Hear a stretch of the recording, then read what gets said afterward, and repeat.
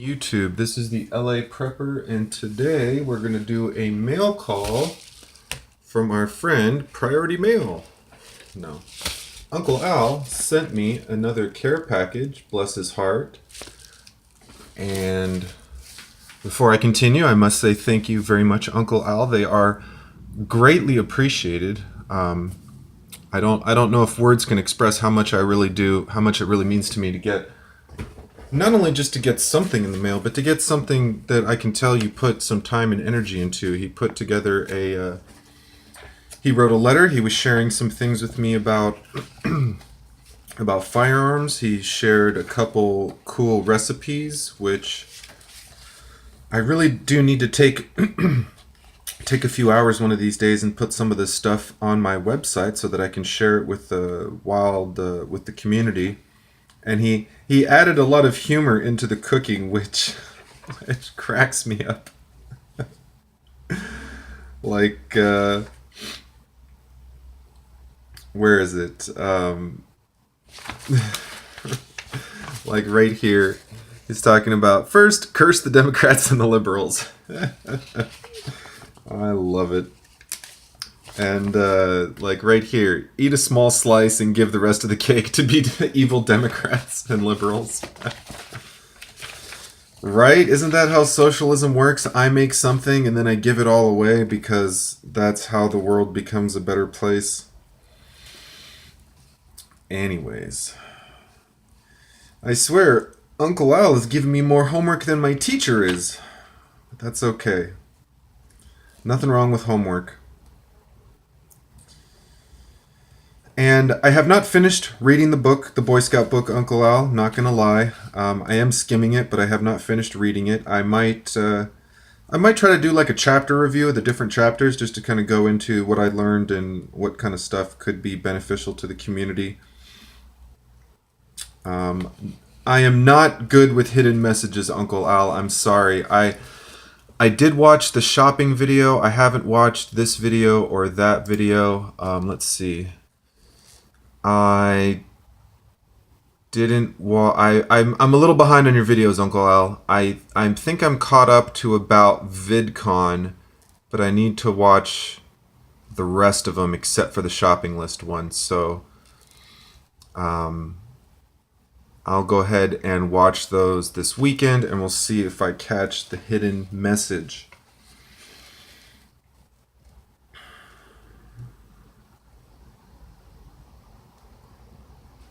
Yeah, I'm sure a lot of people are missing the hidden messages in your video, Uncle Al, but if they were obvious, I guess it wouldn't be as fun, right? So let's get into the care package real quick.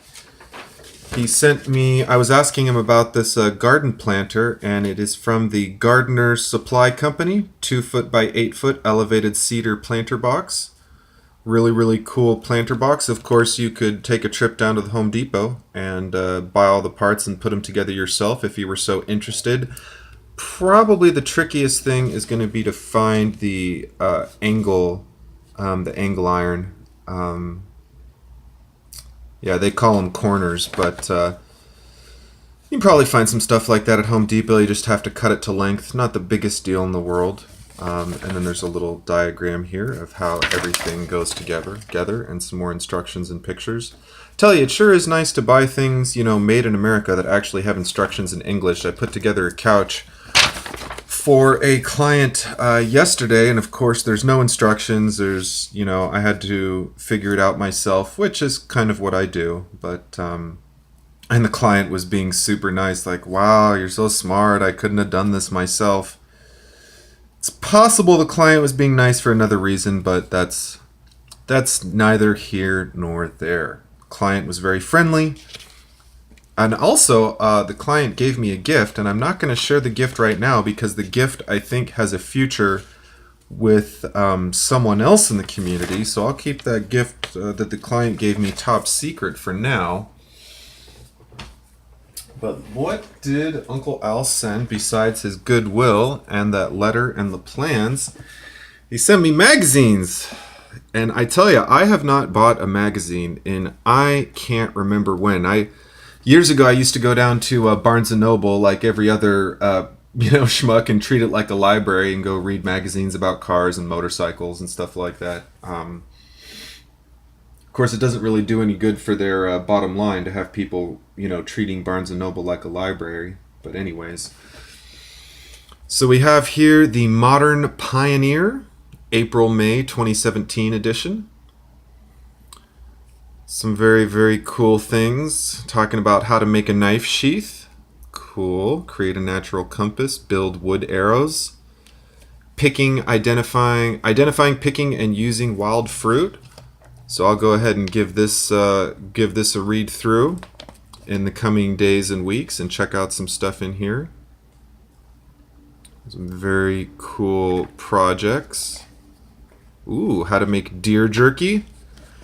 I would love to catch myself a deer. Just need my hunting license, and I kind of need it to be in season, but all in due time. I kind of need to find out whether or not I'm going to stay in California. I don't really want to buy a hunting license in California then move out of state. That would be a little ridiculous, right?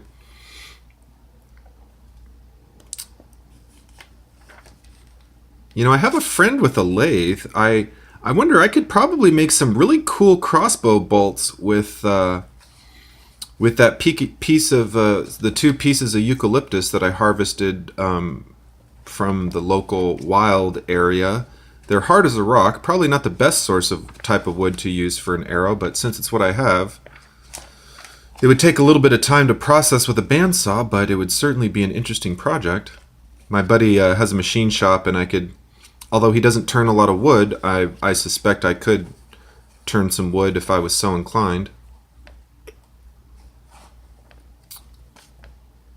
I got some hog hunting here. I actually have a buddy I met in hunting class who wants to go hog hunting, but he and I both decided, we took the class in January, and we both decided that maybe instead of paying, the hunting license goes July to June, so rather than pay for a full year and only get half a year of hunting, we decided to wait until July so that we can get a full year of hunting. It's kind of a sad picture. Look at these little baby... I don't know if that's a dead hog or not, but that would be kind of sad if that was a dead hog with its little babies. So we'll hope that it's not. But anyways,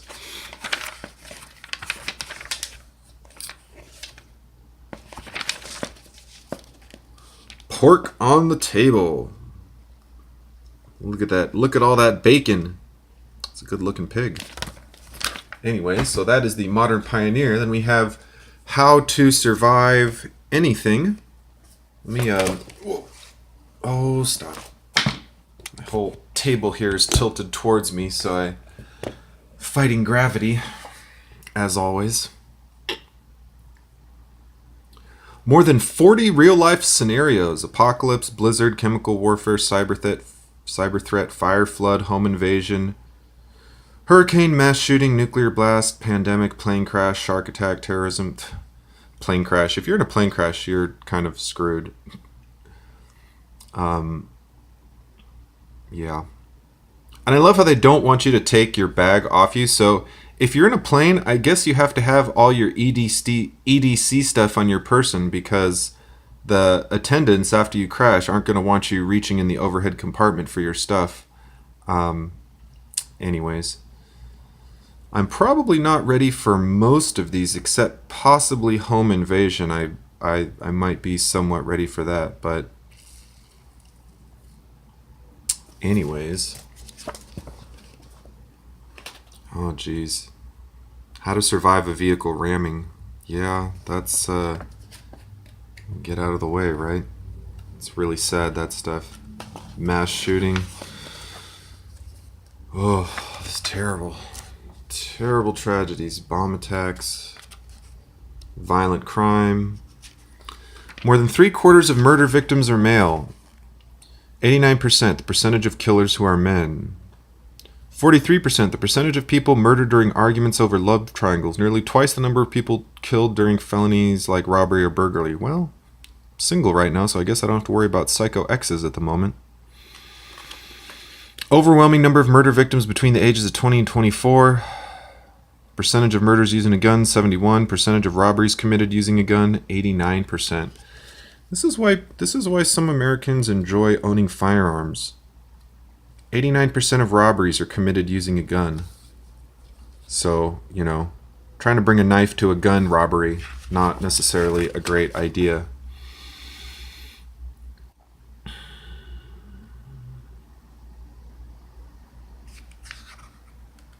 Self-defense keychain. You know, that wouldn't be a bad idea. I could 3D print a self-defense keychain. In fact, I need to write that down. I could definitely 3D print some self-defense keychains. That would be an awesome, thing to print.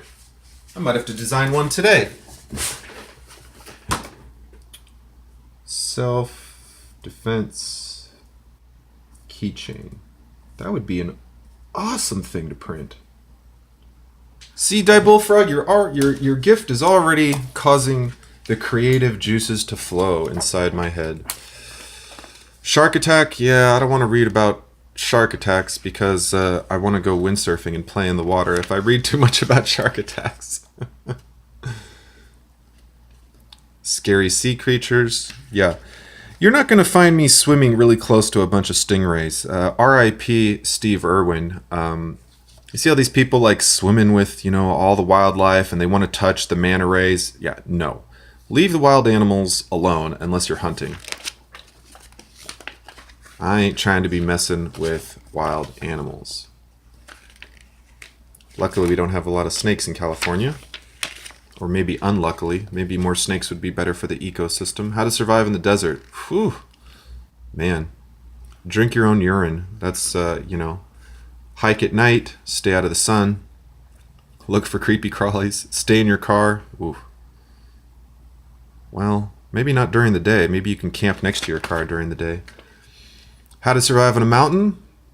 Well, I have a little bit of snow camping experience. Just a little bit. Planes, trains, and automobiles.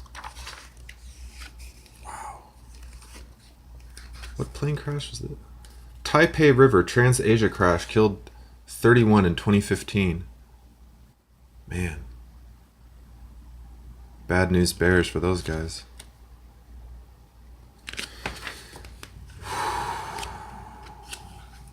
Yeah, this was a crazy one. Aloha Flight 243.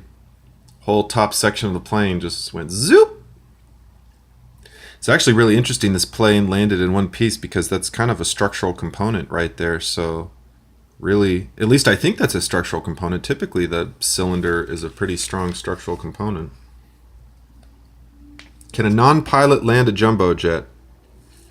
Well, I would give it my damn sure best effort. I've flown a couple small planes, and presuming I could get on the radio and communicate, that, you know, that's kind of the hardest thing. Like, just being able to talk to the right tower, talk to the right, because they're always switching towers from this tower to that tower, you know, going into different air traffic control areas. So as long as you could get, I think, on the right channel. I mean, they have autopilot, so honestly, I would be kind of surprised if a layperson was going to land a plane if they didn't just tell them how to program the autopilot to land. That would be my thought. But if they ever asked on a plane, is anyone a pilot or has anyone ever flown a plane? If no pilots were there, you're goddamn right I'd go up to the front and try to land that thing. Better than dying in the back seat.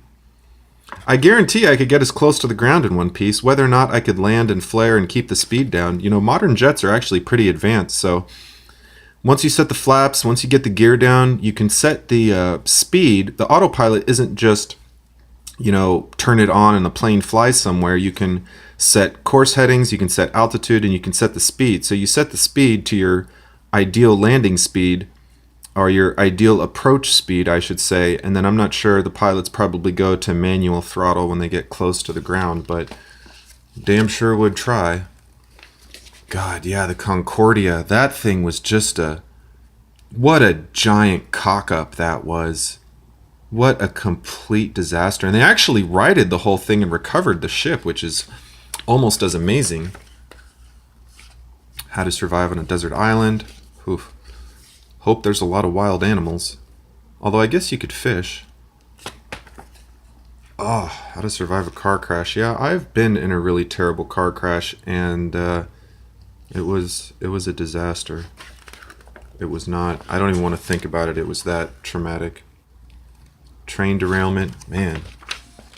Some crazy stuff in here. Nuclear meltdown. Oh. You know, San Onofre plant here on the West Coast has been shut down for a while. They got they had some generators, some steam turbines, and like they didn't work right, so they shut the whole thing down. And yeah, there's a lot of nuclear reactors on the West Coast, or at least there's several nuclear reactors on the West Coast. Global pandemic. I tell you, we are having some issues with pandemics in America. We're having superbugs. A lot of foreigners are bringing in really yucky diseases. Even the damn squirrels have plague. AI takeover. Cool stuff. Pack a bug out bag. Learn first aid. You know, definitely need to save up to take some first aid classes without a doubt. I'm a little rusty on my first aid. Bunkers for billionaires? Well, don't need to read about that.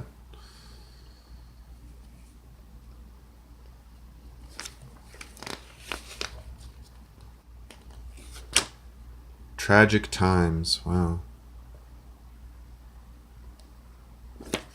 Anyways, lots of great stuff in here. And last but not least, we have the Prepper Survival Guide. Ooh. No, I don't... Is this... I guess this is like... Oh, this is from Centennial Outdoors. I guess it's kind of a standalone... It's like a standalone... I don't know if this is a magazine where it's every month they have a Prepper Survival Guide, or if this was like a standalone thing. But anyways... So speaking of heal yourself, real quick, I was sitting next to a guy on a plane a few years ago, and he was telling me about this crazy adventure race that he went on. It's like they start here, and then they mountain bike there, and then they kayak here, and then they hike there. And he was saying that one of the guys on the trip fell off his mountain bike and had a compound fracture in his leg, which, if you're not familiar with the difference between a simple and compound fracture, the bone breaks the skin. So this guy was telling me that, you know, they put it in traction and, went and got help. And the guy, I guess, came out all right. But, you know, putting a bone in traction is not something to be taken lightly. And in fact, probably not something generally recommended. I would love, Hooples, if you're still watching after 17 minutes, I would love to hear your take on whether or not you think it's a good idea for a layperson to try to put a bone in traction. I guess it depends how far away from civilization you are and how bad someone's bleeding, but the general first aid wisdom would be just splint it in place and go get help, but I don't know if that's always necessarily the best idea. All the more reason to take some first aid trauma EMT classes.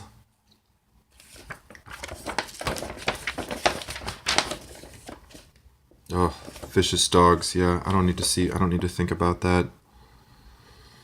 I've had my experience with a vicious dog and it was not fun.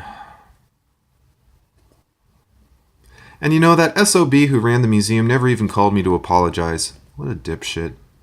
Just, it would have been one thing if he could call me and say, hey, I'm sorry my dog attacked you, but he didn't even have the balls to do that. Just a complete dipshit.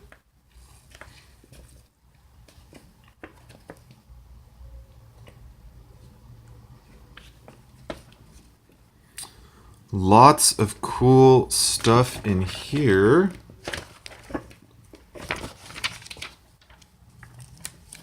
And the lights go out. The little ones, yeah, prepping with your kids. Dealing with your pets. Emergency consumables. Wow, look at those empty shelves. Backyard salad bar. You know, there are some meetup groups in my area that go on wild edible things, but they want like $50 or $60 for the little day for a few hour trip, and I haven't dropped the money on it yet, but here we go. Cattails. Yeah, cattails are everywhere. I've been meaning to kind of integrate cattails into my diet. Watercress nut, chickweed.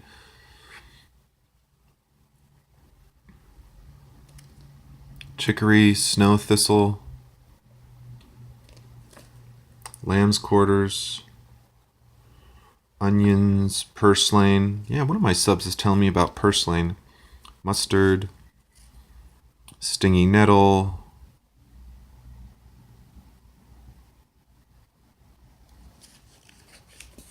amaranth.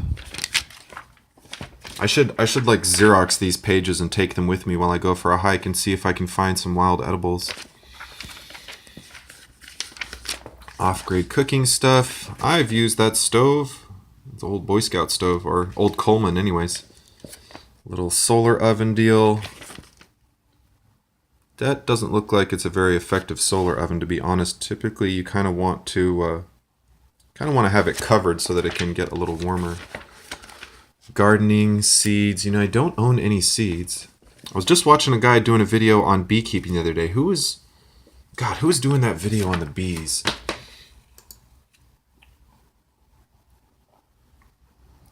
Who was doing the video on bees?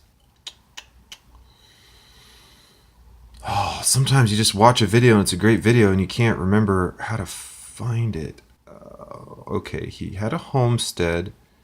Okay, wait a second. It was cheap homesteading. It was either cheap homesteading or budget homesteading. I think it was cheap homesteading. He was a Canuck. In fact, the link... Yeah, here we go. The link came from when I was watching Hoople's videos. This is in one of the recommended videos. So if you want to check out cheap homesteading, this guy's doing cool stuff. And he's got beehives. He's tapping maple trees, making maple syrup, like all good Canadians should do. Really cool guy. Got a ton of videos, so go ahead and check him out. Anyways, let's get back to our little magazine tour. Some gardening stuff, some bee stuff, some herbal remedies for common colds or common ailments. Very, very cool.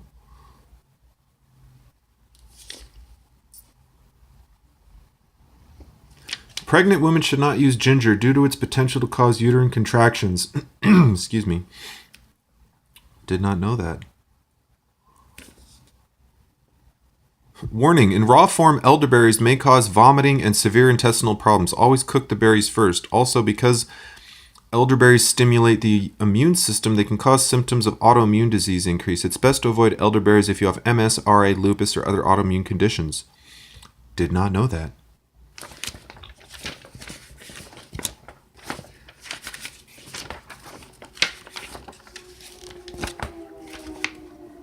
Terrorist threats. Ugh. You know, all the more reason to conceal carry or open carry, because if shit goes down right next to you and all you have is a knife on you, you know, good luck versus a submachine gun with a knife. It's a nice looking sleeper hold. Martial arts is definitely something I want to get into. In fact, there's a group, and I've had a class on Tuesday night like damn near every semester, which just kills me. But there's a group in Pasadena that does free martial arts training. Just a bunch of guys that get together every Tuesday night and do free martial arts stuff, which is just cool as heck. Don't leave home without it. Pistol, flashlight, fixed blade, tourniquet, multi-tool, and honorable mention other stuff. Well, I don't have a flashlight in my everyday carry. I do have a fixed blade that or a folding blade that I keep on me. Carrying a tourniquet around is actually a really good idea. I mean, typically I will have either a belt on me or at a minimum, you know, if you have a t-shirt and you can grab a stick or something, you can kind of make a tourniquet, but obviously a professional tourniquet, which I don't own at the moment, that is something I do need to pick up. Vehicle emergency kits.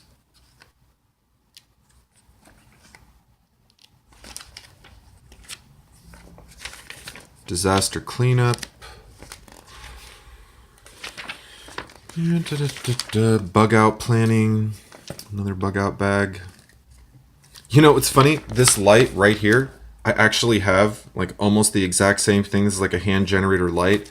And unfortunately, the batteries in the light are garbage. So It'd be a cool project to replace those batteries with some new nickel cadmiums, but just have not got around to it. I definitely have a plethora of masks, thanks to Hoople's cat, our favorite medic, our favorite hospital medicinal employee. Food, fire, communication, navigation, shelter, tools, first aid, and water. Well, I do have all those things. I definitely could do better on all of them, but I'm not planning on bugging out at this precise moment, but I suppose if I had to.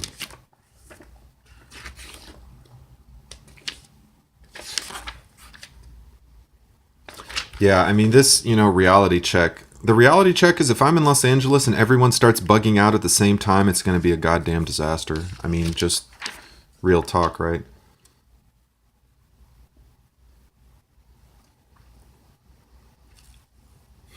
Myth number 1, bugging out means running off to live in the woods. Myth number 2, I can live off the land until the chaos dies down. Myth number 3, I can do it on my own. Myth number 4, a gun will get me all I need. Myth number 5, I don't need a bug out plan. Maybe I should work on myth number 5. I have no idea where I would bug out. I really don't. I mean, I got mountains, I got all sorts of... Maybe one of these days I'll do a potential bug out video and just kind of look at a few different areas where I might be able to bug out that have a stream or something. Even if somewhere in Angeles National Forest is like 20 or 30 miles away, that's not an ungodly distance to hike in a couple days. I could probably cover 15 miles a day with a pack and maybe a wagon behind me or something. And then that's the other thing, like how much stuff do you take with you? A backpack? Do you have a tow behind hiking trailer? How much stuff are you trying to bug out with? Bowstring fire, bow drill fire, or bow... Something I have never done, which is on the to-do list to practice.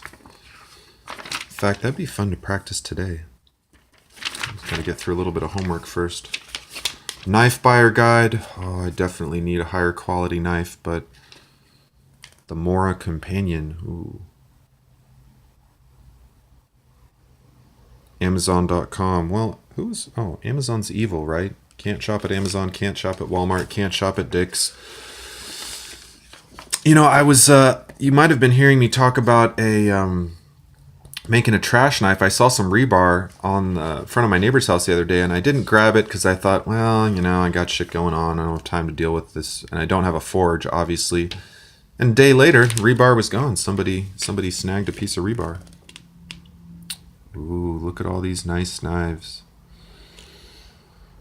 Let's see, $60, $70, $100, $100, $185, $140, $90, $85. Yeah, I need a $20 or $30 knife. God damn, these are some expensive knives. El Chete, wow, that's a big ass knife. It's a crazy ass knife. Networking and comms, hide and seek.